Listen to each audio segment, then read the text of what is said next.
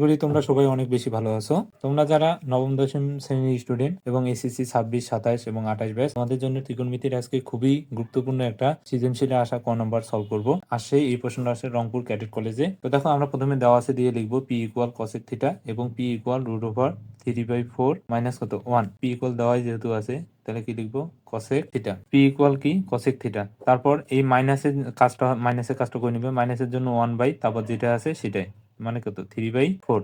তার মানে এটা যদি আমরা ক্যালকুলেশন করি তাহলে কত, 4টা উপরে চলে যাবে, 4/, কত 3, আর √/4 মানে কত 2, আর নিচে কত √3। এখন আমরা এই কসেক থিটাটাকে ভাঙাবো। কসেক থিটাকে ভাঙালে কি পাওয়া যায়, 1/sin θ ইকুয়াল 2/√3। এখন এই সাইন থিটাকে যদি আমরা উল্টা করে দিই, বা চাইলে আমরা এখান থেকেও অ্যান্সার করতে পারি, কোনো সমস্যা নেই। তা তোমরা এটা উল্টাই নিবা, সবসময় তো আর পরীক্ষার হলে মনে থাকবে না। তাহলে √3 উপরে যাবে, নিচে 2।